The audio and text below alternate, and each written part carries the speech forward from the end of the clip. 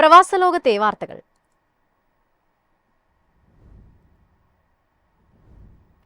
യുഎഇയിൽ സ്വകാര്യ മേഖലയിലെ സ്വദേശീവൽക്കരണം കൂടുതൽ വേഗത്തിലാക്കാൻ പുതിയ ഡിജിറ്റൽ സേവനം ആരംഭിച്ചു. ജോലിക്കായുള്ള അപേക്ഷകൾ നൽകുന്നത് മുതൽ പെൻഷൻ രജിസ്ട്രേഷൻ വരെയുള്ള കാര്യങ്ങൾ ഇനി ഒരൊറ്റ ഡിജിറ്റൽ പ്ലാറ്റ്ഫോമിലൂടെ നൽകാം.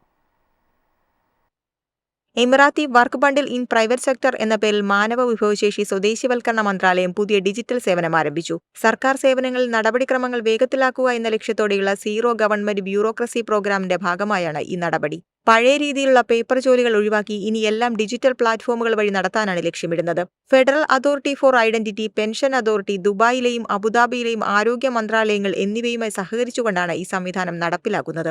നാഫിസിൽ രജിസ്റ്റർ ചെയ്യുന്ന സമയത്ത് തന്നെ പെൻഷനിലും ഇൻഷുറൻസിലും ഓട്ടോമാറ്റിക്കായി തന്നെ പേര് ചേർക്കപ്പെടും.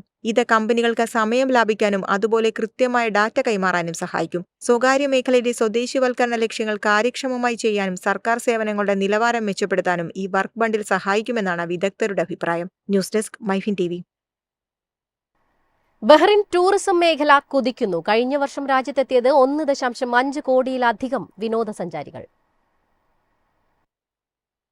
ബഹ്റിന്റെ വിനോദസഞ്ചാര മേഖല കഴിഞ്ഞ വർഷം റെക്കോർഡ് നേട്ടം കൈവരിച്ചു. 1.5 കോടിയിലധികം സഞ്ചാരികളാണ് ഈ കാലയളവിൽ രാജ്യത്തെത്തിയത്. വിനോദം, സാംസ്കാരികം, കായികം എന്നീ മേഖലകളിൽ ബഹ്റിൻ വൻ നേട്ടമാണ് കൈവരിച്ചത്. Asian games, AVC men's volleyball Nations cup തുടങ്ങിയ അന്താരാഷ്ട്ര കായിക മത്സരങ്ങൾ കാണാൻ ലോകത്തിന്റെ വിവിധ ഭാഗങ്ങളിൽ നിന്ന് അനേകം സന്ദർശകരെത്തി. ലോക ടൂറിസം ദിനം, ഓട്ടം ഫെയർ എന്നീ പരിപാടികളും പ്രാദേശികവും അന്തർദേശീയവുമായ വിനോദസഞ്ചാരികളെ ആകർഷിച്ചു.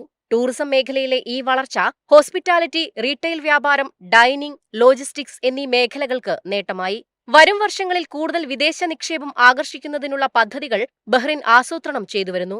രാജ്യത്തെ പ്രധാന ടൂറിസം ഹബ്ബായി മാറ്റുകയാണ് സർക്കാർ ലക്ഷ്യം. News desk MyFin TV. സൗദിയിൽ കെട്ടിട നിർമ്മാണ ചെലവുകൾ വർദ്ധിക്കുന്നു. നിർമ്മാണ മേഖലയെ സഹായിക്കാൻ സർക്കാർ സബ്സിഡികൾ നൽകുന്നു. സൗദി അറേബ്യയിൽ കെട്ടിട നിർമ്മാണ ചെലവുകളിൽ വൻ വർധനവ്.